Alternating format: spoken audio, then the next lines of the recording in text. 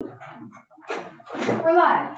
Great, this is Center Appropriations, February 6th, talking about FY26 budget. We're switching in between the BAA and the budget these days. And today it's the Agency of Administration's budget. We have the Deputy Commissioner, right? Yeah. Unless you know something I don't, Senator. No, that's Hardy. Yeah, I forgot your title. I'm the Chief Operating Officer. Chief Officer of Administration. CFO, okay. But you can introduce yourself for the record. And do you know everybody here, Nick, or do you want us to do introduction? I believe I'm familiar with everybody. Okay. Good to see you all. For the record, Nick Kramer, Chief Operating Officer of the Agency of Administration. Appreciate the committee's time to walk through the Secretary of Administration's budget. I know this committee has some diverse tenure in terms of appropriators. So I'm happy to kind of follow your lead, Mr. Chair, in terms of how much detail you'd like. I mean, in the past, we can give a really high-level overview and hit on the highlights. I can give kind of a primer on the structure of the Agency of Administration, if that's helpful. I understand you've been hearing from some components of the Agency of Administration already. What's your pleasure in terms of what level, what altitude to dive into? Probably at the high level.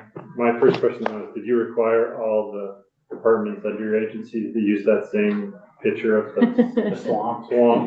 Yeah, the allegorical implications of that picture were not lost on us. Wait, it's been or a healthy it's a wetland. wetland, and they're beautiful and valuable, okay? Yeah. We have Okay. extreme precipitation events. This is what we like to see, right? It's Right. I know we have our colleagues at the Financial Services Department, I think, to thank for the cover selection. And in general, I want to give a shout out. I'm sure they've probably already been shouted out, but Holly and her team provide services across the Agency of Administration and are super a backbone piece of us getting our work done. So they compile, you can see these booklets, right? They're 60 pages and lots of detail. Every department. Yeah, so when we opened up your presentation on our website, it's just the cover. There's nothing behind it. Well, that's really all you need to know. It's just a lake with, looks like a boat launch, maybe area for the lake. Interesting. I'm happy to follow up with an updated PDF. Well, I assume that's, yeah. We'll figure it out. So, I don't know, Jason or somebody, are you guys able to share the presentation live time during just in case, so you guys don't have in front of you any of the details of the presentation? I can try. That would be great, Jason, sorry to put you on the spot. So, in the meantime. That's why he's always here. That's right, my backup, thank you guys. Yeah, so we'll work on fixing that, but I'll start in the meantime at a high level. So the Agency of Administration, as you all know, contains a number of different component units, a number of different departments, including Department of Taxes, Buildings and General Services, Department of Finance and Management, libraries. All of those units that I just mentioned are their own budget units. So they will be in presumably independently before this committee to talk about their budgets. They're sort of significant in and of themselves. What I'm here to discuss today is kind of the central office budget. The central office budget itself is comprised of a number of different divisions. There are 4 DEPT IDs, is the technical budget parlance, but sort of 4 major components. Thank you, Jason, for pulling that up. So, the Secretary's office is the first. That includes the Secretary of Administration, the Deputy Secretary, the COO, that's me, and our private secretary. There's the Chief Performance Office, which has 2 positions. That's Justin Kenny's position and Katie, and they provide services statewide. The Chief Prevention Officer is Monica Hutt, who works in kind of an embedded way in the governor's office, but her position is housed within the Secretary's office. And then the State Recovery Office, that's Doug Farnham and his team. And I think even just looking at that list exemplifies one of the features of the Secretary's budget, which is being kind of a backbone entity within the state. We are often the place where things land when there's an urgent need to be responded to or a new legislative initiative. Often it gets stuck in the secretary's office if there's no other clear home for it. Like the Office of Health Equity, I think, was originally a secretary's office component. It's now been moved to AHS. So all that is to say there's some plasticity, I think, to our budget, and sometimes ups and downs more so than you might see in a comparable sized budget. Overall, I think, well, it all depends on your context. In the grand scheme of the state budget, I think the Secretary's Office is relatively small potatoes. We have about $2.9 million in general funds, about 2.9 in IDT, 2.3 in internal service funds, and a small sliver of special funds, which are all clean water funds, and I'll talk about that in a second. Also within the BU, there's the financial service division. That's Holly and Jason and her team and their team, who are here today, and you know, they provide all accounting, financial, and budgeting services to all the entities within Agency of Administration, so tax, BGS, finance and management. They are all centrally served by FSD. The Office of Risk Management consists of 3 positions in the attachment Bs, which we'll get into in a second. Those 3 positions are split across what show up as 3 different DEPT IDs. That has to do with the fact that they're funded by 3 different internal service funds: our workers' compensation fund, our general liability fund, and a fund called all other insurances, which captures a number of categories. And so there are 3 positions there. Rebecca White, not to be confused with Peppa White, is heads that division. And then the Office of Racial Equity, and this is one of the headlines of our budget submission this year. Historically, they were embedded in that top Secretary's Office category.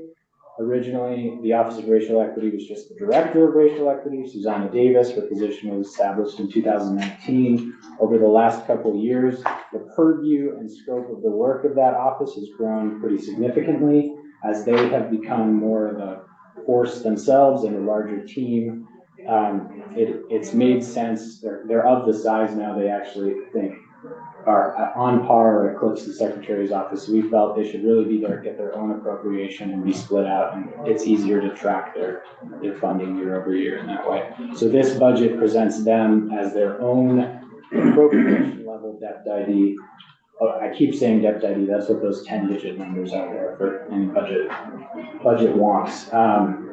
So some of what committee members will see in the attachment Bs, if you spend some time looking at them, is a net neutral transfer of downs in both the general fund and the internal service fund out of the Secretary's Office and moving into what is now its own appropriation for the Office of Racial Equity. And there is one new position, a limited service position that's been created there that's entirely federally funded, but it's funded via an MOU with DCF, and so it shows up as an interdepartmental transfer, IDT, up in that office.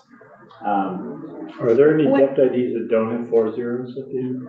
Are they all in? There are, Senator, but they're generally sub-appropriation level DEPT IDs. They're like program codes and stuff, so you're unlikely. It just seems like we always just want to add 4 zeros to make it look like a bigger number. It's more impressive. Center line.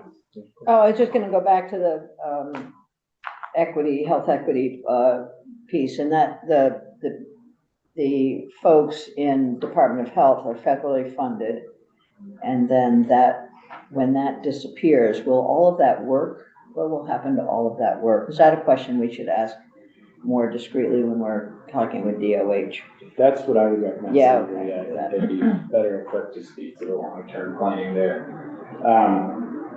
So in terms of position movements, I mean, there's some idiosyncrasies to the attachment Bs this year that I'm happy to walk the committee through if there's interest. Mostly, like I said, having to do with the transition of those. Jason, if you wouldn't mind just popping one back onto the summary slides, I'm not going to dive into those just yet.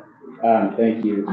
But really the headlines, I would say it's business as usual, except for a couple of pieces. There's that new federally funded but IDT in our budget funded position in the Office of Racial Equity. And then there's one new general fund increase related to a new position, and that's the Chief Communications Officer position.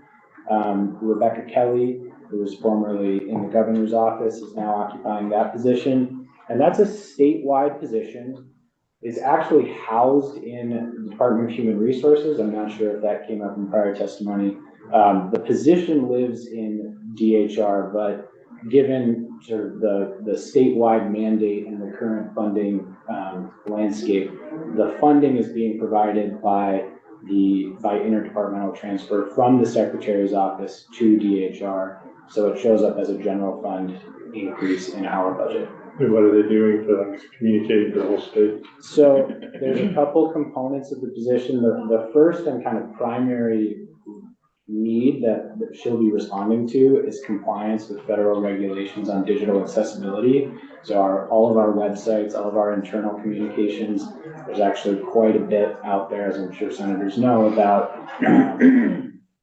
specifications and accessibility and guidance, and the state is not in compliance in many cases. So she's going to be spearheading that effort. She's already been bringing together kind of a working group of communications staff from across agencies. And then she'll also be providing some expertise and some leadership on just general internal communications within the state, improving accessibility and always a very good thing. So we're really excited about that. Senator Norris. Yes, thank you. I was wondering if you could go back one slide. Absolutely. Thank you. I was looking at, if you could help me with internal service fund. Yeah. What they are? Or Yes, sort of definition? Yeah. So there's it's a little bit of a nuance between an IDT, which is an interdepartmental transfer, and an internal service fund. The quick summary is that an IDT relates to a specific agreement generally codified in an MOU between Department A and Department B. We agree to pay you this for this reason. The internal service fund is an accounting construct in accordance with generally accepted accounting principles that for any service or cost that truly hits all entities in state government or a large swath of them, those are billed out via internal service funds. So they're a type of internal accounting mechanism that we can allocate costs to departments. So like fee for space is a good one, right? Every department that occupies a physical footprint gets charged, and you'll see in their budgets a fee for space cost. Okay. And that's like the cost of occupying that space. All of those funds funnel into BGS, who provides the service for maintaining those. So there's a number of internal service funds. The internal service funds that support staff in our office, there are a couple. The DHR internal service fund, which generally supports the work of human resources. I think you all just maybe heard about that.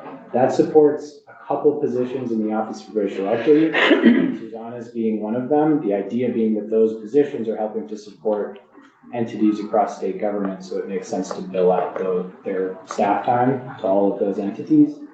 And then there are three other internal service funds related to our insurances, and those internal service funds support the three positions in the Office of Risk Management. Thank you, that's helpful. Yeah, Holly. We do have a For the record, report. For the record, Holly Ferrant, Chief Financial Officer for Financial Services Division.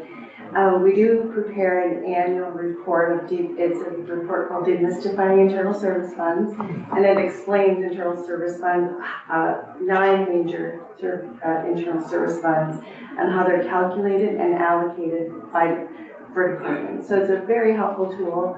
I can send that to Amy or Elle so that you can see that report. We're updating it for 2025, but the guts of the report, as far as just explaining the different funds, is very helpful. So we can shift that up. And is ADS the only agency as the SLA, the service level agreements? The CRT fund for the ADS group is in that report, so it will show you. Okay, so you're counting that Yes. as Yep. then one of those. Yep. Not to dive into the weeds, Senator, service level agreements are slightly different from the ADS allocation, which is a Right. chart. So there's a couple different categories. depending on the But it service. still fits in the category of the. CIT fund is. Yeah.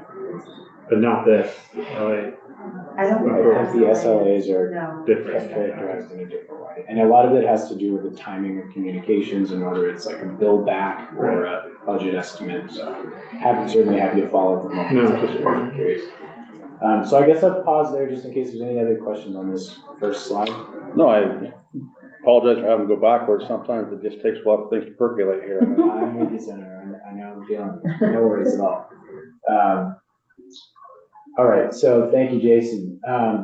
Yeah, I was just kind of touching on the high level items. So I mentioned the Chief Communications Officer. That's really the only kind of new initiative general fund piece. There's a big shift in that the 6 Office of Racial Equity positions have been moved from the Secretary's office to their own DEPT ID. Part of that move is also a $700,000, again, net neutral transfer from the Secretary's office to the Office of Racial Equity for language access work. That's another sort of statewide effort that has been generally funded. And, you know, for any entity that has communications to the public where there might be a need for a variety of language translation options or different interpretive services, that appropriation helps support that work. And there is a full-time staff member within the Office of Racial Equity who's really focused on that. The other major thing, if you were to just look at our bottom line increase, it sort of looks significant this year. And that's primarily driven by this $850,000 in Clean Water Fund, which is showing as an up.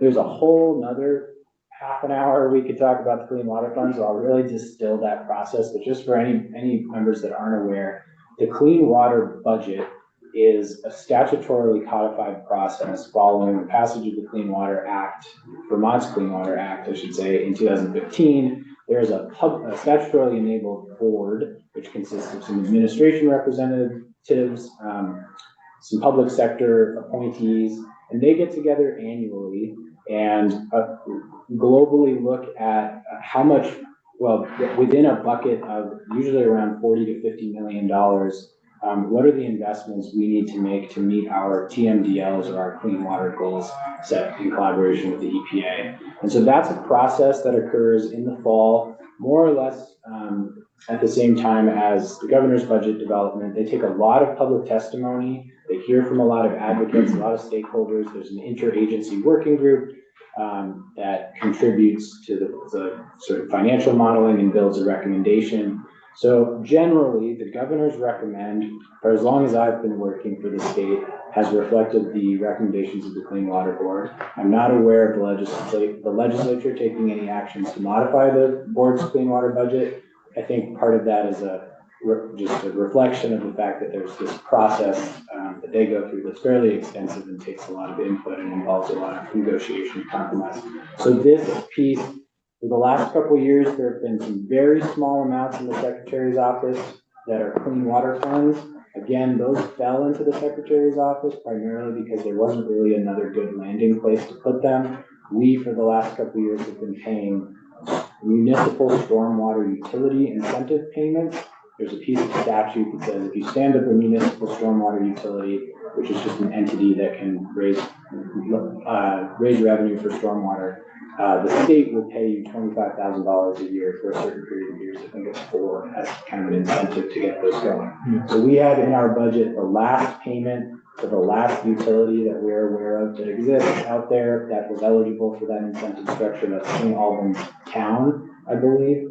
And then on top of that, there's an increase this year for $850,000 in clean water funds for a kind of flexible non-federal match for incoming competitive grants in the clean water space. In recent years, there have been so many, with the IIJA and the Inflation Reduction Act, there have been a lot of competitive grant opportunities that have come available, but because they've been quick and off budget cycle, the fact that there wasn't match available anywhere in the budget for us to go after them precluded us sometimes getting really good federal returns. I think generally like 4-to-1 federal drawdown for state investment. So the board this year crafted a recommendation to set aside a small amount of funding, $850,000, to be available should competitive grants move forward. Okay, yeah, Senator Brown. Does that, amount match all the federal grants that are available? Or- So part of the challenge, Senator, is that we don't know at this point in time exactly the universe of the federal grants that are available. The clean water budget elsewhere, if we know of a grant, for certain, generally the match for that grant is appropriated directly in the agency where it will happen. We see a whole bunch of A&R. Right, exact DEC, FPR, some in ag. So this really represents more of a flexible pot based on some competitive opportunities that we know of that haven't necessarily been announced yet, or that in preliminary conversations with federal partners we think would become available. The reason it's in AOA is, again, because we're not sure. It could be a DEC grant, it could be an FPR grant, or agency of ag. So it makes sense to situate it. So I'll pause there if there's any questions on that. If not, financial services division, I think there's not really much going on there other than salary and benefit increases, the sort of regular payroll pressures we see year over year. The Office of Risk Management, what is in the attachment Bs and what you'll see as you dive through sort of the detail, the costs that show up in the budget is kind of similar to the state retirement system, where you see the admin costs for the folks in the treasurer's office and the folks in VPIC that actually administer the system. The full cost of the actuarially determined employer contribution doesn't show up anywhere in the budget because it's distributed as an employer contribution rate across entities. Similarly, what's in the Office of Risk Management's budget is just the staff and space and operational costs for those two staff. The actual internal service funds, to Senator Norris's question, the sort of full premium that we charge out to departments, those are embedded across all of the departments' budgets. So there's no sort of central place to see those, which is why I wanted to call out in the presentation, because those are sort of more substantial numbers. About 14.4 million is the total for the workers' compensation fund, which is a self-insurance program we run for workers' compensation. That's up 6.2 from last year, but last year was down 5.1. So there's some volatility in all of these year over year. They're primarily driven by the market and our claims history and all of the things that drive our insurance premiums. General liability is also up 6.8. Again, that just has to do with our claims history. And do you have like a actuary that we hired that similar to our other? We do, Senator, yeah, and they have a report annually and make recommendations to the office, and then we base the premiums that we budget on those recommendations. All other insurance is a single state fund, but really is comprised of a number of different categories: cyber insurance, terrorism, flood, I think, and others. So there's sort of a longer list. That net was pretty much level with FY25. Are those not self-insured? So some of those, I'd look to Polly and her team to correct me if I steer wrong. I think some of those fall into self-insurance category, some don't. We carry, in some cases, like we're self-insured up to a certain amount, and then we have an excess liability coverage for amounts beyond there for a catastrophic claim. So I think it's a mix generally. What is the crime bond? That is a good question, Senator. I don't know, Holly, do you and anybody on your team know for sure? I can make an educated guess. It's to cover employees, employees for this. Okay. So cover embezzlement. Yeah. But you actually, is it an actual bond or is it just like a self-insured? I think it's similar to any other self-insurance program that we pay into it based on an actuarial assessment. But you call it a bond? That's how it's recorded in our spreadsheets. As far as I'm aware, it's not look a, at the policy to see if it's not like an. Maybe paid for differently. yeah, the majority of everything in all other insurance are commercial policies. There's a big chunk of it that's commercial policies. Then that's the commercial policy beyond our self-insured. Or maybe it is a bond to. It would be a weird bond. Yeah, it doesn't match my conception. Yeah. Senator, happy to follow up with more detail. Yeah, I I don't don't know know. what that is. Crime bond. Yeah. The former sheriff doesn't know what the crime bond is?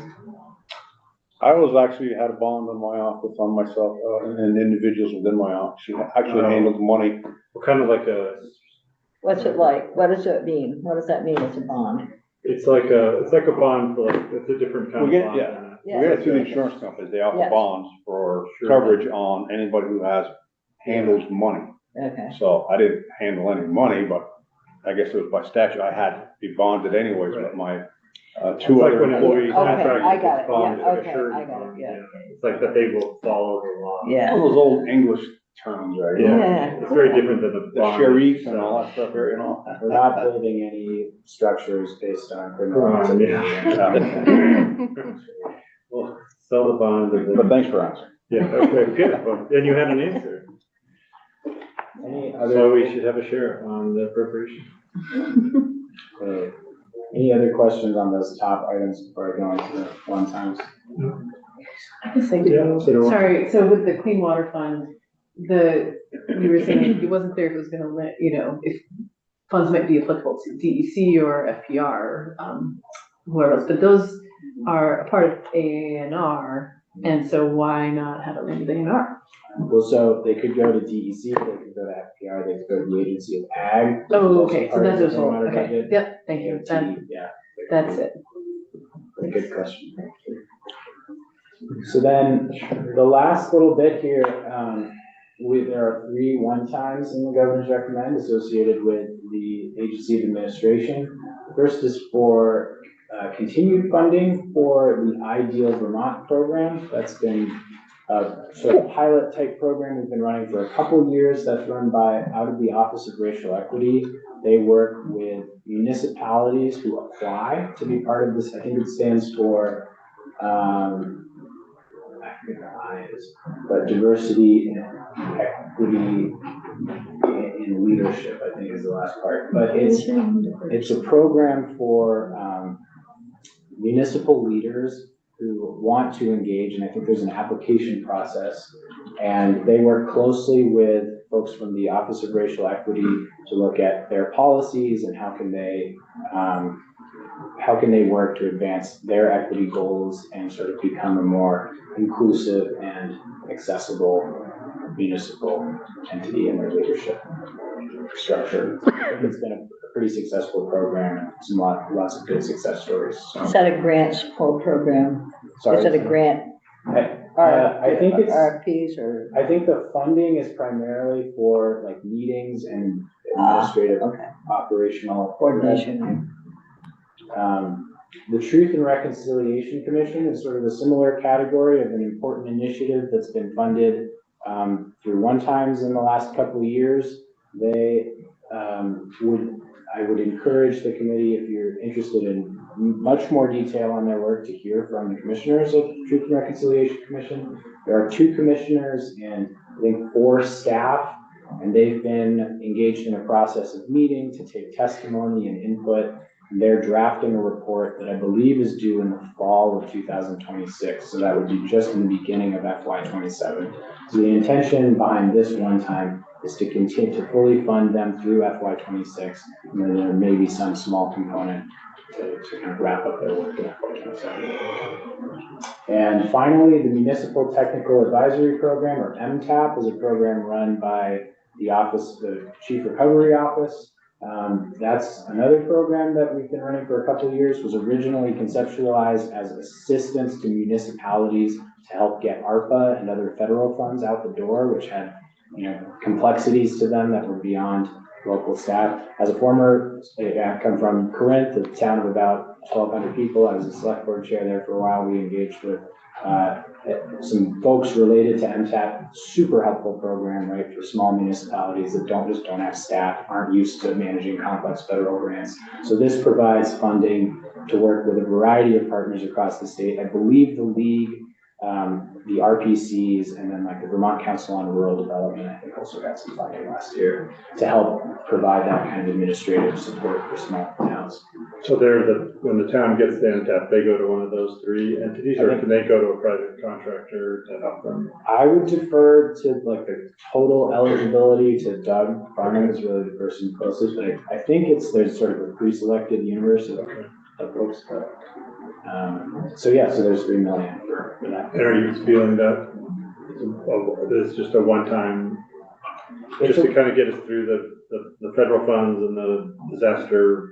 Yeah, so I think, Senator, the program was originally conceived with ARPA in mind, and then we subsequently had a couple of serious flooding events, and there's been a lot with FEMA, so I think it's morphed a bit over time. The hope, of course, is that these calamitous disasters that have precipitated these huge influxes of federal funding don't continue, so it doesn't really make sense to have it as a base appropriation. I mean, I think we're committed to trying to provide assistance for as long as it's needed. This is clearly an important area, but for now, yeah, I think the hope is that this is a time limited. I'm cognizant of time. I'm happy to answer any other questions if you all have them, but. I think that's a good overview of the main points. We have the 64-page version when we want to get into the good details. We don't want to put, say that all that work was done without purpose. We're going to read all 64 pages. I recommend before bed. Thank you, committee, for your time. Yeah, we appreciate the work. All right.